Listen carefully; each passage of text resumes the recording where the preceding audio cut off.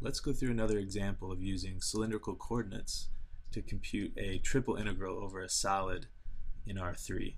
So the solid is E, and it's bounded below by the paraboloid x equals y squared plus z squared, and it's bounded above by the plane x equals 4. Alright, the function we're going to integrate is f of x, y, z equals sine of x, and what we'd like to do is just compute the triple integral over E of f dv. Now, we're going to use cylindrical coordinates, but we're going to do it in a somewhat non-standard way. So, because our region is bounded above by x equals 4 and bounded below by x equals y squared plus z squared, it doesn't really make sense to use the standard cylindrical coordinates as z and r and theta. Instead, we want to keep the coordinate x. And another way to see this is that when I project this solid E down into the YZ plane, I get this disk which has radial symmetry, and indeed E has radial symmetry with respect to the Y and Z coordinates. So that tells me that I should use Y equals R cosine theta and Z equals R sine theta. So basically polar coordinates in the YZ plane. And then when I project down, I get this disk of radius 2. Okay, and then, in polar coordinates, we know how to do this. It's pretty standard now. So r is between 0 and 2, and theta is between 0 and 2 pi.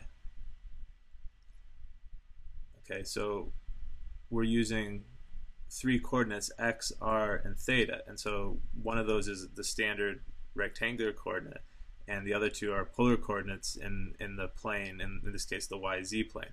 So this is cylindrical coordinates, it's just maybe not the standard way we use them. And so now we're ready to set up the triple integral here. So we have the 0 to 2 pi, then we have 0 to 2, and finally we have our x bounds. Now x equals 4 is our upper bound, but we need to rewrite our lower bound in terms of our coordinates r and theta, but of course y squared plus z squared is just r squared. So our lower bound is x equals r squared. Now the function we're integrating is sine of x, which is in our coordinate system, and of course we have to throw in the factor r, and so we're integrating dx, dr, d theta. Alright, so now we're set up with a triple iterated integral, so now we just sort of proceed, regardless of what coordinate system you use. Now we're just doing essentially single variable calculus 3 times. Now because the bounds here don't have any functions of theta in them, and because our integrand is a constant function of theta, essentially this integral from 0 to 2 pi d theta here can be separated out, and it's just going to contribute a factor of 2 pi.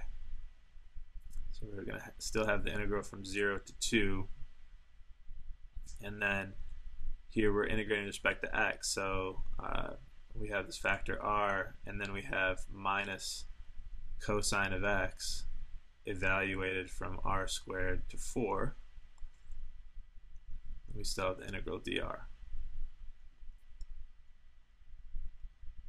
So applying the bounds here, I get, with the minus sign I'm going to apply them in reverse order, and I get r times cosine of r squared, and then minus r times cosine of 4.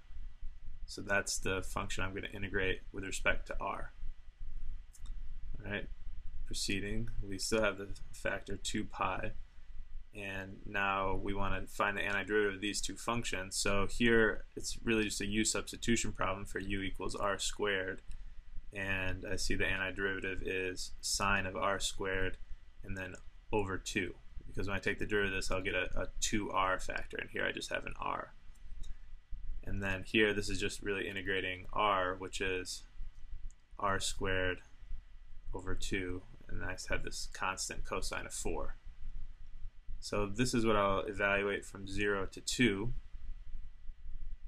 Now I can essentially cancel out this 2 with these 2's in the denominator, So I'm left with pi times, and then sine of 4, which is 2 squared, minus sine of 0, which is 0. And then I have minus, and then 2 squared is 4, cosine 4, and then r equals 0 makes that go to 0. And so I'm left with pi times sine of 4 minus 4 times cosine of 4. And so that's what we've computed the integral over e of f dv as.